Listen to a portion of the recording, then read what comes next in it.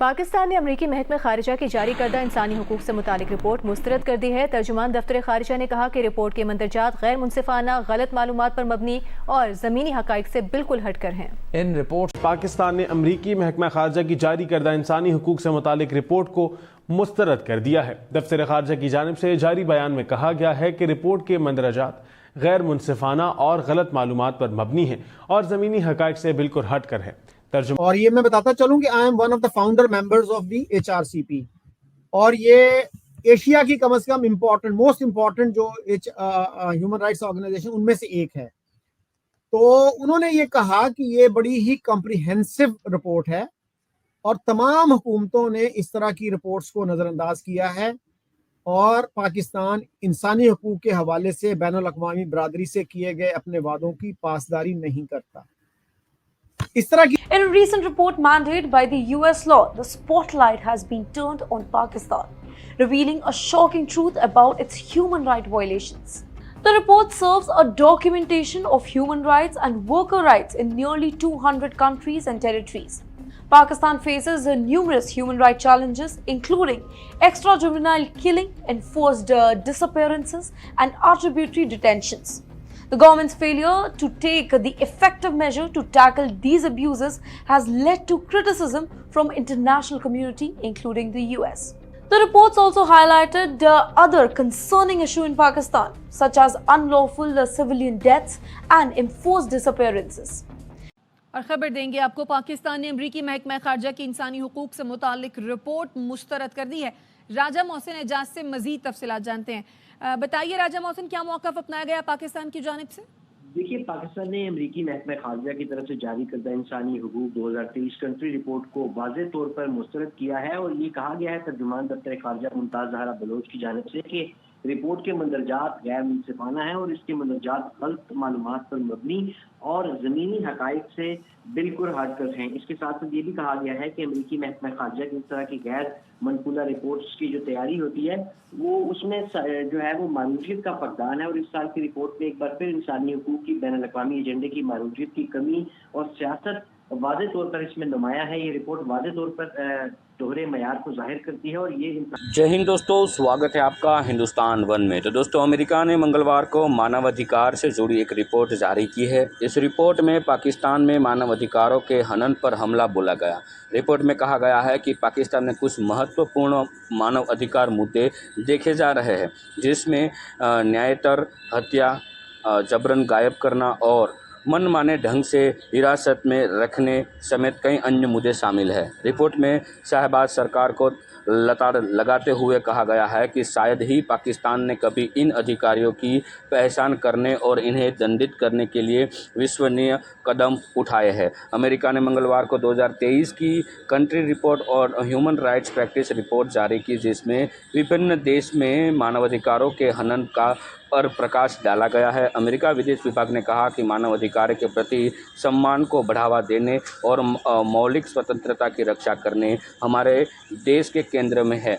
America ने हमेशा दुनिया भर में मानवीय गरिमा और स्वातंत्र्य के लिए संघर्ष करने वालों का समर्थन करेगा। और इस रिपोर्ट में पाकिस्तान के कुछ महत्वपूर्ण मानव अधिकार जो आपको बताए गए, ऐसे मानव अधिकार का और पाकिस्तान में खुलेआम हनन हो रहा है। तो चलिए दोस्तों, आगे वीडियो में हम बढ़ते हैं पाकिस्तान मीडिया की ओर से जो हमें रिएक्शन मिल रहे हैं। धन्यवाद। तो उन्होंने ये कहा कि ये बड़ी ही कॉम्प्रिहेंसिव रिपोर्ट है और तमाम हुकूमतों ने इस तरह की रिपोर्ट्स को नज़रअंदाज किया है और पाकिस्तान इंसानी हुकूक के हवाले से बैनुल अक़वामी बरादरी से किए गए अपने वादों की पासदारी नहीं करता। इस तरह की जितनी भी रिपोर्ट्स आती हैं, हमारे फॉरेन ऑफिस का बड़ा ही लगा बंधा एक रिस्पॉन्स होता है उन पे कि जी ये बायस्ड है और हम तो बहुत ख्याल रखते हैं ह्यूमन राइट्स का। और पिछले साल रिलीजियस फ्रीडम रिपोर्ट आई थी, वो भी स्टेट डिपार्टमेंट पब्लिश करता है। उसके जवाब में हमारे स्पोक्स पर्सन ने, फॉरेन ऑफिस की जो स्पोक्स पर्सन है खातून, उन्होंने ये कहा था कि Pakistan is a pluralistic country with a rich tradition of interfaith harmony. ओ भाई, कौन सी रिच ट्रेडिशन है और कौन सी interfaith harmony? Be honest please. हमारा तो रिकॉर्ड जो है, it is I think one of the worst. हमने तो अपने कॉन्स्टिट्यूशन में लिख दिया। हाँ, उन्होंने ये भी कहा, in line with its constitution Pakistan has undertaken wide ranging measures to promote religious freedom and to protect minorities rights. हमारे तो कॉन्स्टिट्यूशन में जो है वो डिस्क्रिमिनेशन है। एक तरफ कॉन्स्टिट्यूशन कहता है कि एवरी सिटीजन इज इक्वल, और दूसरी तरफ जनाब वो कहता है कि जो रियासत के आला तरीन ओहदे हैं, the highest offices of the state, president और प्राइम मिनिस्टर, उनके लिए तमाम गैर मुस्लिम जो हैं वो डिस्क्वालिफाइड है। कोई नॉन मुस्लिम जो है वो सोच भी नहीं सकता कि वो उन ओहदों पे जा सके।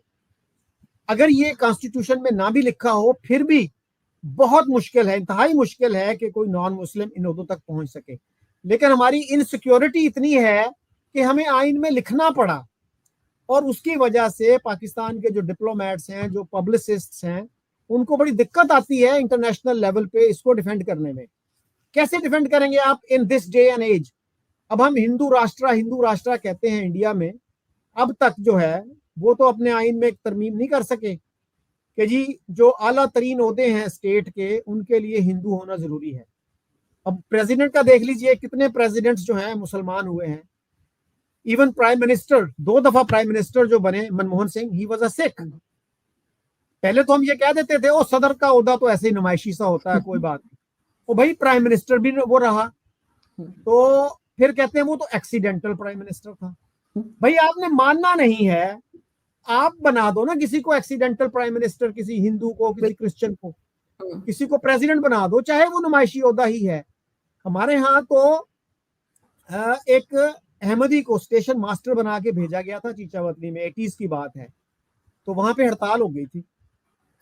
तो ये है हमारी rich tradition of interfaith harmony, you know. So हमारे जो स्पोक्स पर्सन हैं उनको थोड़ा सा सोचना चाहिए कि उनकी अपनी क्रेडिबिलिटी का भी क्वेश्चन होता है। ये तो सोच के बोलें और कोशिश करें कि भाई इस पे आप बेहतरी की सूरत। इस पे बड़ी अच्छी रिपोर्ट आई है वॉइस ऑफ जर्मनी की, अब तो सतार की लिखी हुई, और उन्होंने बात की जो इस रिपोर्ट के हामी हैं उनसे भी और जो इसके क्रिटिक्स हैं उनसे भी। तो हमारे यहाँ एक मिनिस्ट्री है रिलीजियस इसकी ह्यूमन राइट्स की, उसके सेक्रेटरी हैं एडी ख्वाजा। उनसे उन्होंने पूछा कि भाई आपका क्या रिएक्शन है इस रिपोर्ट पे। तो वो पहले तो कहने लगे कि आप ऐसे करें, फॉरेन मिनिस्ट्री से रब्ता करें। उन्होंने कहा जी फॉरेन मिनिस्ट्री से भी हमने किया है रब्ता, लेकिन हम आपका जवाब भी चाहते हैं। तो उन्होंने कहा अच्छा मैं दूंगा जवाब, लेकिन उन्होंने जवाब नहीं दिया। फिर आजम है कि पाकिस्तान की जो मिलिट्री है वो मुल्क की इकोनॉमी एंड पॉलिटिकल सिचुएशन पे एट टाइम्स डिस्कस करती है, जहाँ पे मुल्क के जो आर्मी चीफ हैं वो ये कहते हैं कि मुल्क के अंदर इकोनॉमिक स्टेबिलिटी चाहिए। लार्जली ऐसे अल्फाज या ऐसी चीज़ें वेस्टर्न मुल्कों में या बाकी दुनिया में नहीं मिलती, लेकिन पाकिस्तान की जो सिचुएशन है वो बड़ी एक डेलिकेट सी सिचुएशन है। आज पाकिस्तान के जो आर्मी चीफ हैं जनरल आसिम मुनीर, उन्होंने ये कहा है कि मुल्क की जो हमें कंप्लीट इंडिपेंडेंस तब मिल सकती है जब तक हम लोग इकोनॉमिक स्टेबिलिटी की तरफ नहीं जाएंगे। एग्जैक्ट वर्ड ये थे, complete independence was not possible without first achieving economic stability. So हम मुकम्मल आज़ाद नहीं हैं, हमारी आज़ादी जो है दैट इज इन डेंजर। ये है हमारी पाकिस्तान की सिचुएशन। उनकी बात बिल्कुल ठीक है, वो इस सेंस में ठीक है क्योंकि वो ये समझते हैं कि हम इकोनॉमिकली तो डिपेंडेंट हैं। जब इकोनॉमिकली डिपेंडेंट हैं और जिसके ऊपर डिपेंडेंट होते हैं, देन वो आपको फिर क्वेश्चन मार्क तो लगाते हैं, ये करें वो करें। फॉर एग्जांपल हम IMF के पास गए, IMF ने हमें कहा कि अपने लोगों के ऊपर बोझ डालो। कौन से बोझ डालो? टैक्सेस के बोझ डालो। अपने लोगों को मजीद जो सब्सिडी है वो बंद करो।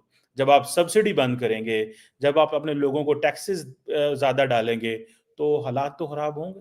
अभी आज वो पाकिस्तान की जो फेडरल कैबिनेट है और ये पाकिस्तान की आर्मी और पाकिस्तान की हुकूमत जो है, ये मिल के जो है पाकिस्तान को इन मुश्किलात से निकालना चाहती है।